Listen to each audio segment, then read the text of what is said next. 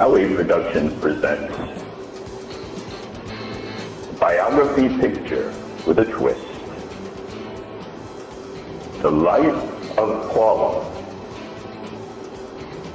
It all begins in the 60s on Long Island, in a little town called Lindenhurst. The railroad station, the lake. No, I said 1964, not 1900. Color. Lindenhurst, New York, 1964. Amongst the turbulence of the 60s, she is born. And what a set of lungs she had. She rocks and rocks and rocks some more. She had a plan to shake things up. Prone to temper tantrums, Paula worked out her anger at a very early age.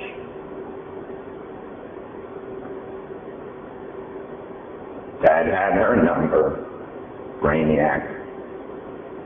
So she got busy with her studies and books, growing into a lovely young lady. She gets her big break in 1980 when she travels to the Philippines as an exchange student. She sees the world and the world sees her. Bigger than most of the natives and lighter in skin color, she is very popular. Is voted homecoming queen and is inspired to become a doctor by a local physician. She is transformed. The world is her oyster. Meanwhile, back in the States, her father found a wonderful medical school in Old Westbury. Paula enrolls. Life is good. Except for that commute on the expressway. Luckily, the campus is somewhat isolated, and she got to meet people from near and far, enjoying the wonder of it all. And of course, getting back to those books, setting a strong foundation for what will come later. She does her first rotation in Lancaster, Pennsylvania, amongst the Mennonites. She experiences what life has to offer in a low-tech setting, and of course, enjoys the locals, and they enjoy her. She has a generally good time, even getting together with some of the group on occasion. Her next rotation, it's off to Alaska. Is it really what they say it is? It's a nice place, but a little prone to not enough daylight. Paula got to explore all the scenic views and see the wildlife. Following Alaska, she came back to New York to do her internship at St. Vincent's Hospital in 1987. New York City, where all is possible. She works with children and gets to explore the street life of Manhattan. She meets her prince, an Italian surgeon.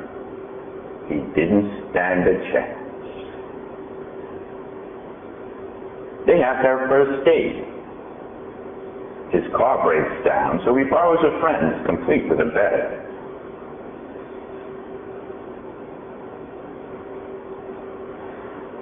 He convinces her to stay. The rest is history. Next is a trip to Italy, so she can experience the land in which he was born. Here they bond and decide to explore the rest of the world with each other.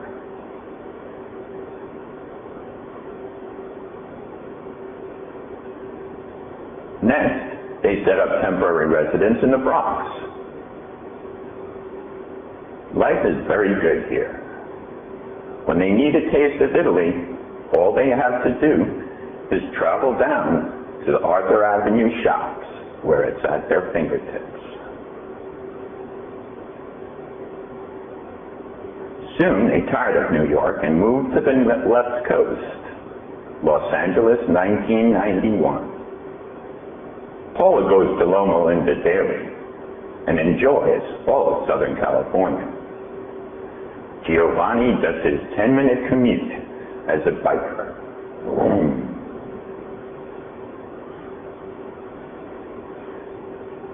Time for the wedding.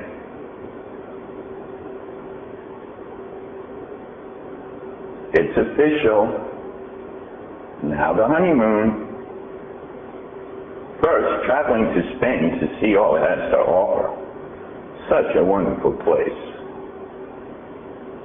They go to Italy, of course, the place it all started.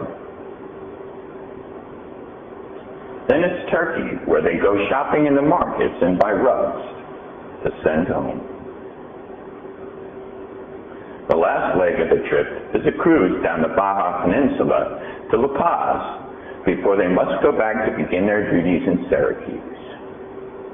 So, in their sandals, they hop on a plane, hit a nasty storm, and finally land, happy to be alive.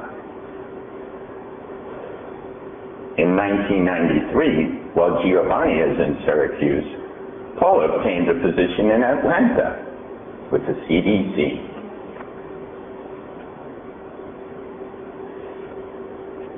They commute on alternate weekends back and forth, Syracuse to Atlanta, Atlanta to Syracuse, Atlanta to Syracuse, Syracuse to Atlanta, back and forth. An interesting way to start a married relationship. Two households, two different cities, back and forth, back and forth. Eventually this ends, and they both set up house in Syracuse. Continuing their international trips, they do a bunch of sailing in Thailand and New Zealand. As Giovanni has become recently enamored with sailing, they sailed and sailed and sailed and sailed and sailed, spending much quality time together.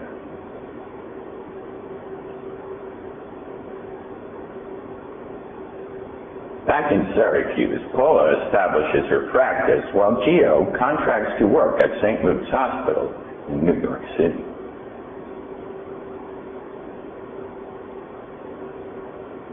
Back again to the commute, this time by car.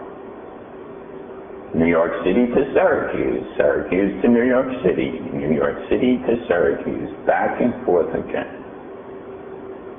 Another trip, this time to Egypt.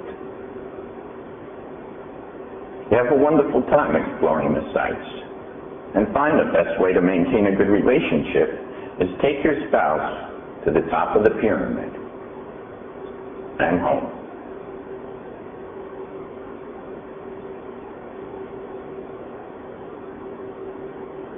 They also traveled the Americas, including a trip to Costa Rica, experiencing the landscape and native people. They enjoyed the sugar cane and became fond of a special hot sauce. April 2002 begins another international trip, this time to China. They visit the Peking Opera with a group of travelers. During a performance, one tourist, who knew that Gio and Paula were doctors, started to have pains and yelled, "Gio!"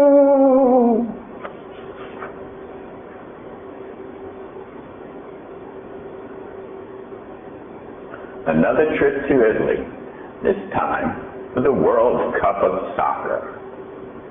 Paula falls in love with a few of the players, and they go sightseeing along the coast. Heading back to Blacksburg, Virginia, so they can study and be part of a technically advanced academic community.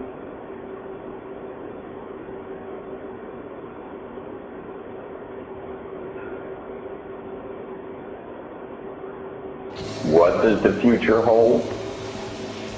It's anyone's guess. Paula the PO, Gio the surgeon, traveling the world together.